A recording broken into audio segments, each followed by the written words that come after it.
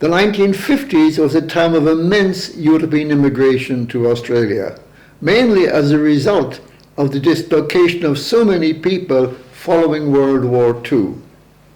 Australia was a vast and largely vacant continent, needing people, and Europe had an ocean of dispossessed, homeless and unemployed people, mainly from places like Italy, Germany, Greece, Hungary, Britain and Central Europe.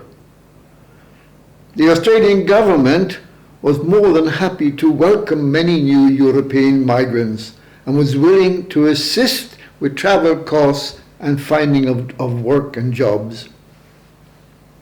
With the arrival of so many migrants, both individuals and families, education was becoming something of a peculiar problem for the government. It was desperate for new schools to cater for the new migrants. And the Catholic Church, already heavily involved in education, was equally keen to be further involved with the new people. In the early 50s, the Oblit Provincial was looking for an opportunity to expand the work of the Oblits in Australia, mainly in the eastern states. So eventually, he approached the Archbishop of Brisbane, Archbishop Duick, seeking a parish in the Archdiocese of Brisbane. To his amazement, the Archbishop said, "Well, if you wouldn't mind, I'd rather you took a school." We were stunned. We'd never had a school before in Australia. We weren't geared for a school. It never crossed our mind. Yet we gave it some thought. Father Ned, the provincial, had a suspicion this might be the call of God for something new for the Oblits in Australia. By sheer coincidence, he had received a new priest in the province in recent times, a Father Tim Long, an Irishman, a graduate of Cambridge University, a renowned teacher and administrator in Sri Lanka. And suddenly he'd left Sri Lanka after 30 years and came to Australia. Perhaps he was the answer to a need for education.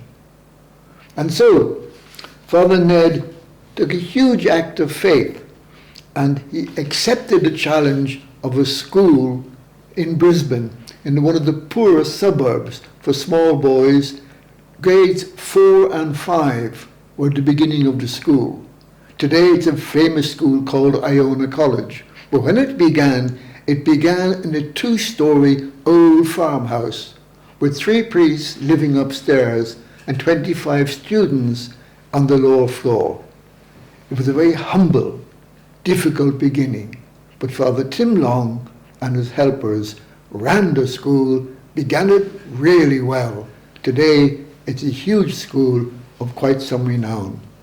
An act of faith by Father Ned Ryan gave birth to a great apostolate for the Oblates in Australia.